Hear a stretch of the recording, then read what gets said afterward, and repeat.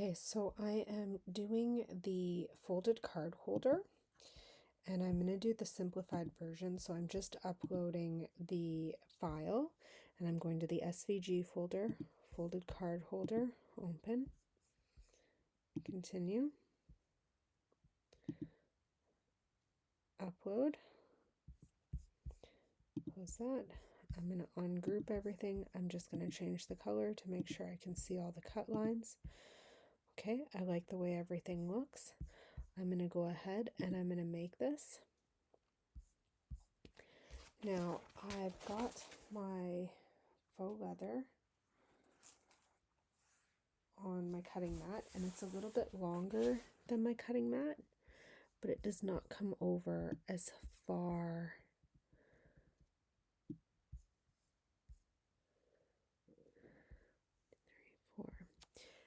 So I'm actually gonna have to change this a bit because I need to squeeze more in.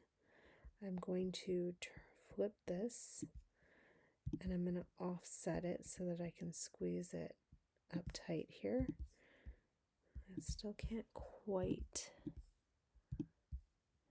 fit it. Okay. I can fit everything in this way because my sheet only measures, what is it? It's 19.5 centimeters wide by 31 inches, or sorry, 25 inches. So here I can fit everything on. I'm going to go ahead to continue. Try again.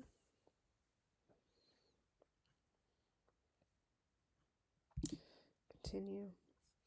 I'm going to select faux leather. If you don't have it bookmarked, you'll just have to browse through the materials here. And this is a paper thin faux leather. So I'm going to go ahead here.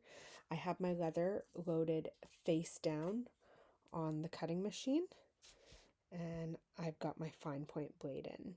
So I'm just going to go ahead and make this, and then I will do a part 2 video showing the assembly of this.